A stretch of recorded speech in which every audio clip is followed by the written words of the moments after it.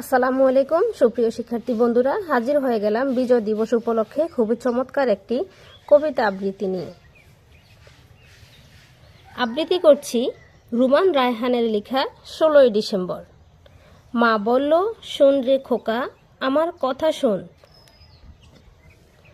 ভাইয়া বলে জড়িয়ে ধরে কাঁদলো ছোট বোন। রইল বাবা চুপটি করে আনন্দিত মুখ, এমন ছেলের বাবা হওয়ায় অন্যরকম সুখ। আধার রাতে অস্ত্র হাতে সূর্যোদয়ের খোঁজে যাওয়াটা যে কি প্রয়োজন খোকাই কেবল বোঝে।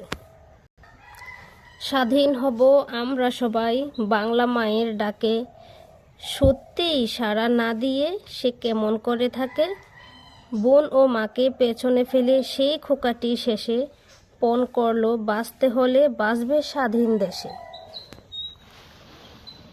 প্রতিরোধ আর প্রতিবাদের রক্ত জড়া দিনে দেশের যত বীর খোকারা শত্রু নিল ছিনে।